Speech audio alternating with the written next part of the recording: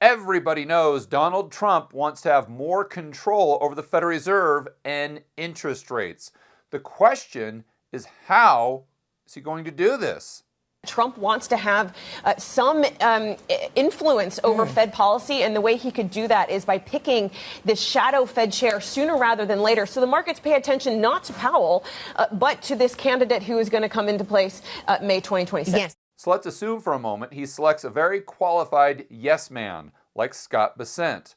Well, unfortunately, I think the truth about what would end up happening is we would go straight into MMT, Modern Monetary Theory. I'm going to explain this to you in 3 simple, fast steps. Step number 1, let's go over the stated goals of not just Trump, but the whole administration, including Scott Bessent himself. Very loyal guy. I think it's unlikely that if Scott Bessent were the Fed chair, that he would do anything that was contrary to what Donald Trump wanted.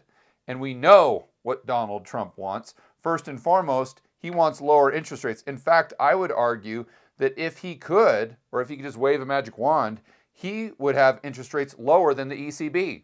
Because in Donald Trump's mind, the lower the interest rates, the better. It gives you a competitive advantage, let's say. So if the ECB is at 2%, that means the Federal Reserve should be at a maximum 1.75. So he sees this as an engine for economic growth. That's one of the keys here for step number 1. But also, it's about reducing the interest payments on the debt. Because Scott Bessent and Trump, and a lot of people that used to be friends of Trump, such as Elon Musk, talk about how we need to reduce the interest payments because we have to bring down the deficits. Well, why do we need to bring down the deficits? Because our debt right now is unsustainable, they say, so we need to bring it on to a path of sustainability, our debt to GDP. This is the other key to this step. So let's check out a chart going all the way back to 2000 to today's date. On the left, we go from 40% up to 140%. Most of you recognize this chart. It is the United States debt to GDP. And back in 2000, it was a quaint 60%. And then we had the GFC, and it goes right up to over 100%, but then plug in the cerveza sickness, it goes parabolic up to about 130% or so. But then it's come down more recently, but we see it start to tick back up. And as my good friend Lynn Alden says, nothing stops this train. And she is absolutely correct. I think the debt is going to continue to go higher, and I think the deficits are going to continue to explode into the future. So the bottom line is Trump and whoever he selects to be the next Fed chair is going to want interest rates lower because they want to spur economic growth, but they also want those lower interest rates to bring down the deficits, to reduce the interest payments on the debt, and more broadly speaking, to reduce the debt to GDP to make the United States debt sustainable again. Step number 2. I know a lot of you right about now are saying to yourself, okay, George, I get it, but what does this have to do with MMT? This is where I start to answer that question. And in step number 3, we're going to connect all of the dots for you. So the Fed has an accounting gimmick called a deferred asset. Now, I'll bet if I asked most of you watching this video right now if the Fed currently is insolvent, you would say, no, George, they have just as many assets as they have liabilities. But you would be incorrect. The Fed has been insolvent for quite some time. And I'm not just talking about future liabilities. I'm talking about their actual balance sheet. If you extract this accounting gimmick that would be illegal for any corporation in the United States. Let me show you what I'm referring to. This accounting gimmick is called a deferred asset. So let's go straight to our buddy here, ChatGPT, and he'll explain it very well. When the Fed's expenses exceed its income, which began in late 2022, it doesn't reduce its reported capital below zero. In other words, it doesn't admit that it's bust. Instead, it creates a deferred asset entry on the liability side of the balance sheet. So it's a negative liability. A deferred asset is cumulative amount of future earnings the Fed must retain to offset past losses. So basically what they're doing is if they have negative equity of $1 trillion, they just say, oh, no, we're not insolvent. We're not bust. No, because you're forgetting about the deferred asset. And they go ahead and put that as a negative liability, and that reduces their liabilities enough to where the assets and the liabilities now actually match, and they're no longer insolvent. It's a magic trick. Funny how the accounting gimmicks work when you're the Federal Reserve and the government. So then Mr. GPT points out, normally the Fed earns more interest than it pays. And this is true. So let's just assume you've got assets on the left, or my left, liabilities on the right. If you buy a treasury that's yielding 4% and you're paying interest on reserves at 2%, well, then the Fed is going to pocket the 2%. They're going to keep that in retained earnings, and that's going to go back to the treasury. So this is the way it works. So the treasury is actually refunded for the interest that it pays the Fed net expenses. But if you have those treasuries, let's say paying 2%, so the asset side of your balance sheet's paying 2%, and the liabilities, the interest on reserves you're paying, let's say 4 or 5%, now all of a sudden, that dog don't hunt. You're reducing your equity by paying the additional interest above and beyond what you're making with the assets you own. And then, of course, at a certain point, you have no more equity, but you have to continue to pay the interest to the banks that have the reserves with the Fed. And therefore, the only way you can do that is create more bank reserves, which increases the liabilities, which makes you even more bust, unless you increase the liabilities and then you decrease the liabilities by the same amount with the deferred asset. And then finally, Mr. GPT points out, this is a way to avoid negative equity. It's non-cash accounting, which means it's not a real asset, but a placeholder for accounting purposes. And it is unique to central banks. What did you expect? A commercial bank or corporation couldn't do this without violating accounting rules or regulations. In other words, it would be illegal. Step number 3. Now let's go ahead and put all the pieces of the puzzle together so you can see how the secret truth about Trump's new Fed chair is that it could take us directly into MMT. So first and foremost, what is MMT? Modern monetary theory. The basic premise is the government is the issuer of money, and therefore we don't really need to issue debt. We don't need to tax the public. Even if we didn't do those things, the government could still pay its bills. How? Because it's just increasing the electronic digits in someone's bank account. Okay, that seems pretty straightforward. Technically and mechanically, they're correct. So what would be the limit? Well, they say it's just inflation. So we don't have to worry about how we're going to afford X, Y, and Z program because the government is the issuer of the currency. Therefore, the only thing that we should be thinking about is how issuing that currency is going to lead to inflation, and if we can do it in a way that's productive, then there's nothing to worry about. This is the MMT view.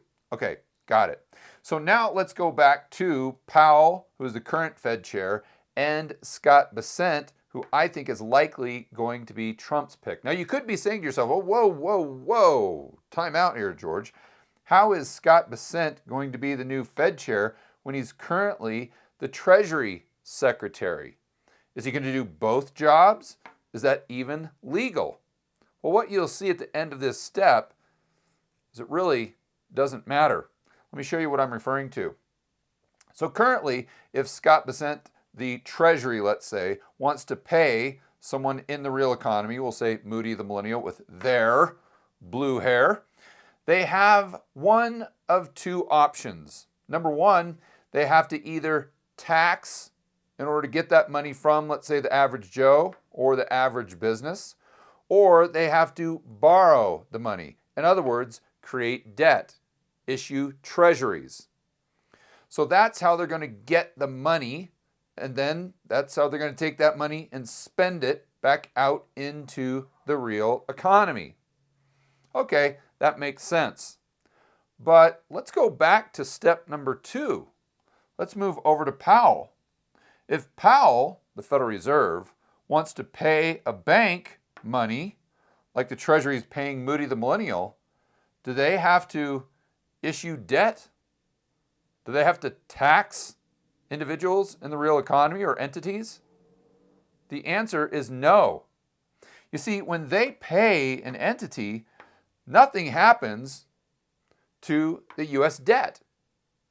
It does not go up because they didn't issue a treasury in order to pay this entity. As you guys remember from step number 2, it's simply an accounting gimmick.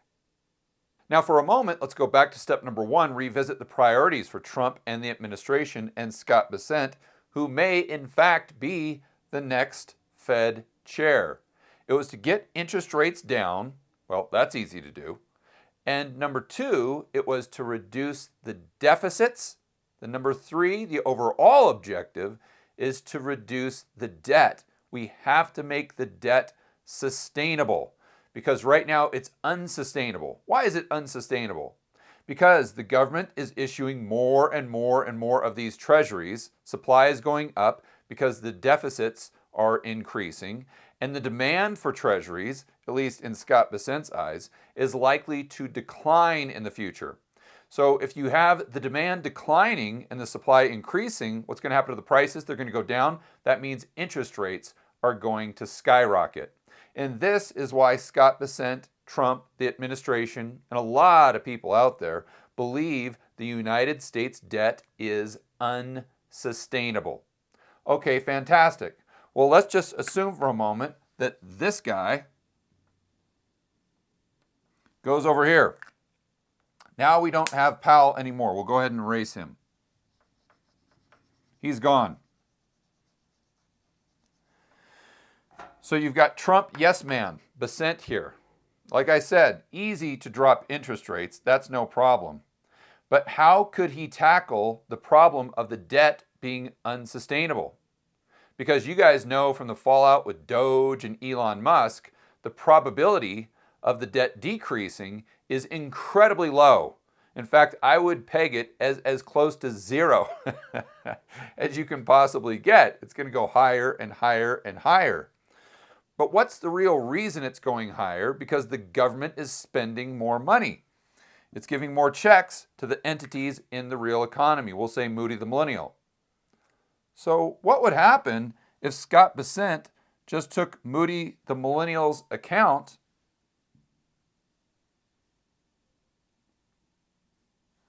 and put it right there?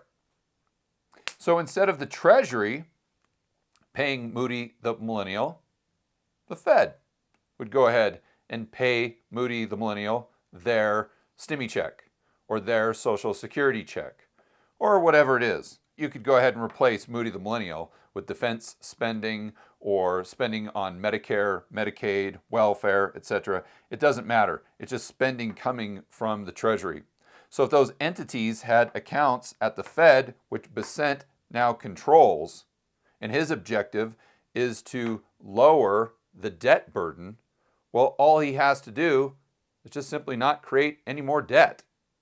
Because if Moody the Millennial's account was over here, then we could just go ahead and hit the MMT button and put money into their account through, accounting gimmicks. Pretend this says accounting gimmicks right here.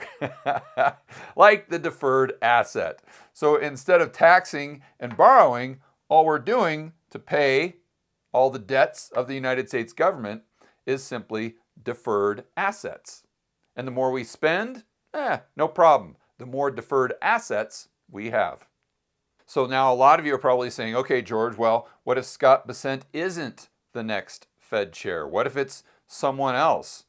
Well, at the end of the day, it really doesn't matter.